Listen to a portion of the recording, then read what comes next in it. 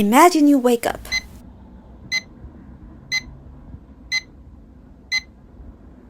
You turn off your alarm and then you see the date. Halloween is coming soon. Which brings us to the big question. What to do on Halloween?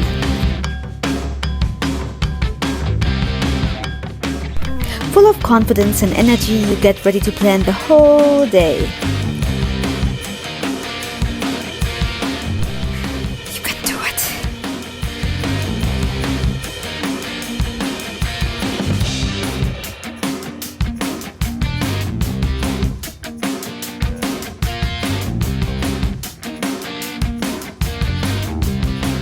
Okay, what do we do first? You think, and you think, and you think, until you realize you got nothing. But don't worry, cuz hey everybody, today I've got 10 fun Halloween activities for you. If your list still looks like this, don't worry, mine looked like that before. A week ago actually, and I had to do some research for my own Halloween party, and I noticed it's not that easy to find unique stuff, you know, so I really had to think creatively, and I think I got a fun and unique list as well. At least some of them are unique. I've got some classics in there as well, because I have to. Yeah, and what I like about that list specifically is that it's for basically everybody, for people who celebrate Halloween alone, for a friend group, for families, children, what else? For a party, you know, if you're having a house party. Okay, let's not take too long. Number 1 is the Halloween classic, Halloween baking. And this is something you can also do on your own. You can do with children, with friends, whatever, it doesn't matter. Probably not at a party. Maybe for the party. Yeah, and there's so many cool things to do. You can do ghost pizzas. I've seen really cool smoothies. There's so many things to do. It's definitely not a boring thing. I would definitely recommend that if you have the space and time for that. Number 2, Halloween movies or a Halloween marathon. Also a classic. This is also perfect if you're on your own, with friends, family members. You can go to the cinema and watch a newer movie, but you can also watch so many classics, like the Halloween movies with Michael Myers, or Halloween Town if you're into Disney and you have children. Oh, the one with Freddy Krueger, I forgot the name right now. But there's so many really cool classics that you can watch. And the good thing is you can combine the Halloween baking and the Halloween marathon, you know, and then serve the stuff you baked as a snack. That's so perfect. So I would probably do those two combined if you stay at home and want to do something cozy but still have some Halloween vibes, you know. Moving on to number 3. Ooh, this one is good for a party. Costume contest. You definitely have to do that one. This is also a classic for a party though. The way I like to do it, I like to go overboard a little. And use a fog machine. You know, I would probably blend in the video of last year right now. You have to do it really good because the people, first of all, everybody gets their own moment to shine. As they enter the room, they have to act as the person or the figure or character they're playing. And it's so cool if you're feeling it, you know, especially with the fog machine. But you don't need a fog machine, you know, it's also fun without one. It's just for if you have a little more budget and you want to buy one. I think they're like 35 euros. But you don't need to have a party to do that. You can also do it if you're in a friend group, or really you just need to be more than 2 people. Last year we were 3 people when we did that. Oh, number 4! Okay, this one is a little more unique, but it definitely takes some preparation beforehand that you need to do. It's not hard to explain, but there are so many ways to do it.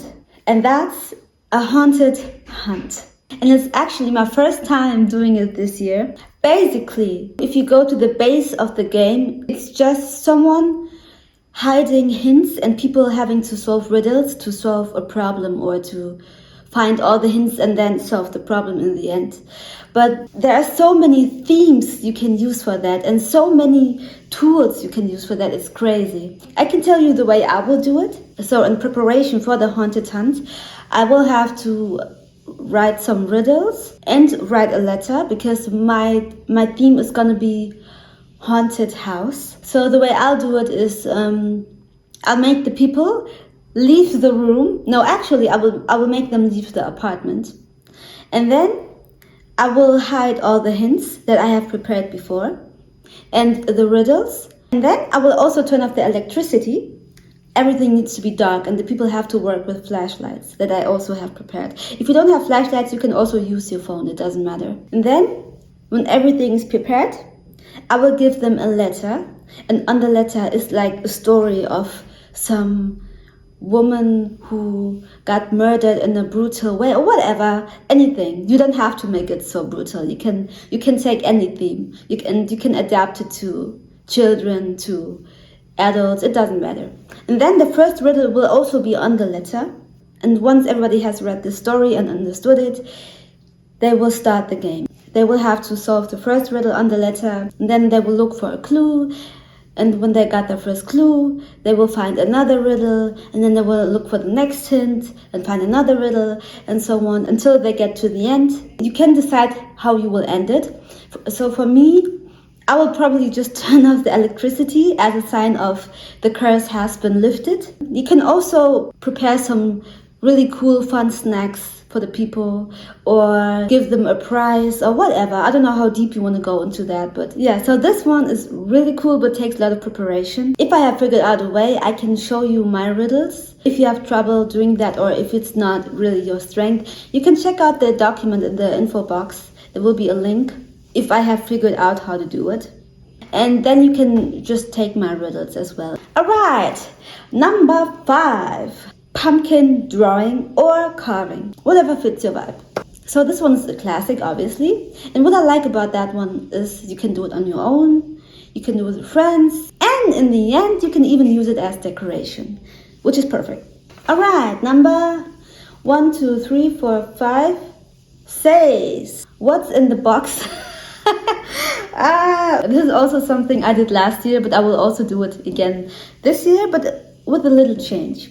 So last year, what I did, I prepared a box. I hope I have a video of that. I prepared like a black box. I painted it black with some blood dripping out of the hole. And people had to put their hands into the hole, into the box, and grab something that they want to grab, and they had to guess what it is. Usually it is out of people's comfort zone to do that because you need to know what you're touching, you know? Especially when it feels gooey or weird or slimy or whatever. Yeah, so that one definitely plays with people's minds. So I like that one a lot. And last time I did it, the person who guessed everything right or most stuff right, they got a prize. And the prize was a hand reading and tarot card reading with a witch, which was me. I actually learned hand reading for that.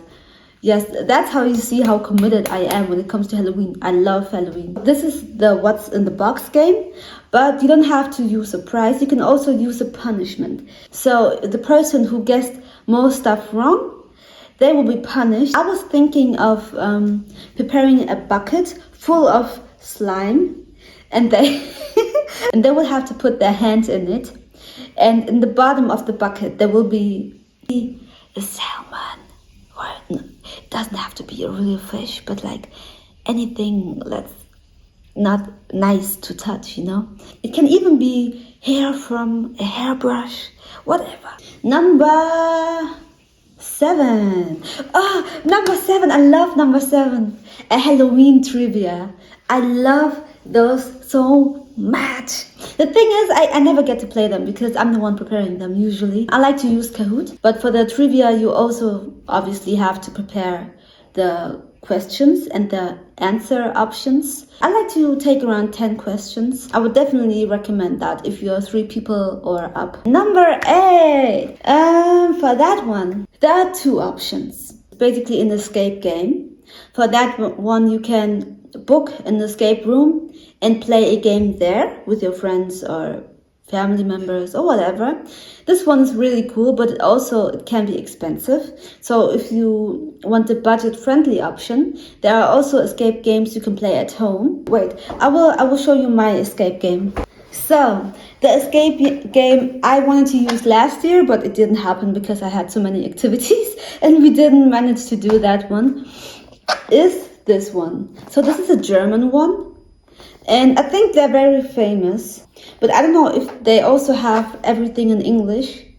But you don't have to use this one, obviously. There are so many, I think even better escape games. I'm not sure about that. But I haven't tried that one, so I also cannot tell you yet how it is. But it's really fun to do that. If you like solving crimes or some. Actually, that brings me to another game, Crime Files. You can order crime files online and then solve them with your friends.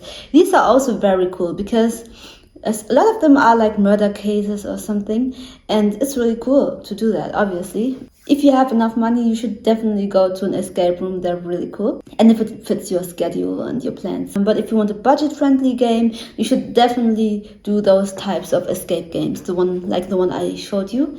Or Crime Files. They're very cool.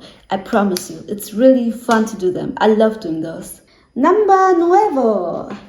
This one is good for friends, families, and children. And if you're alone. Halloween drawing. There are so many cool stuff to draw. You can draw them on a piece of paper, but if you want to, honestly, for that day, I would probably buy a Canva. I would want to make it a little more special because you can draw on a piece of paper every time. So for that one, I would definitely go a little more overboard, but that's just my opinion. And the good thing is, again, you can use them as decoration. Or if you want to make it a little more competitive, you can also make a contest out of it. And set like a timer of, 5 minutes or 10 minutes.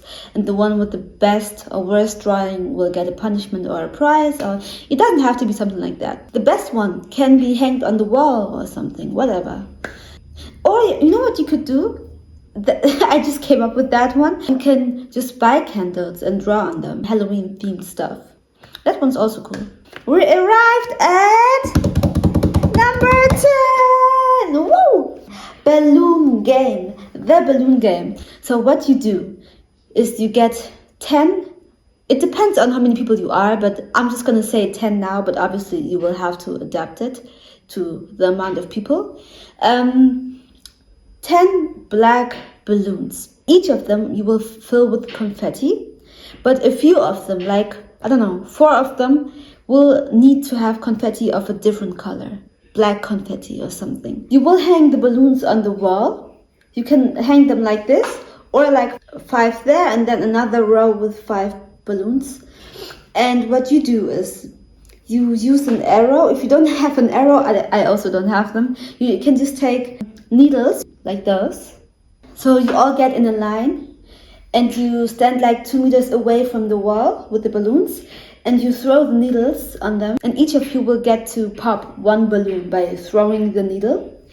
And when the balloon pops and the confetti is a normal color or a good color, like let's say red, then it's good. Then you know, okay, I will not be punished or everything is good. But if you pop the balloon and you get a black color, you will be punished. And what you can do, there are 2 options how you can do it.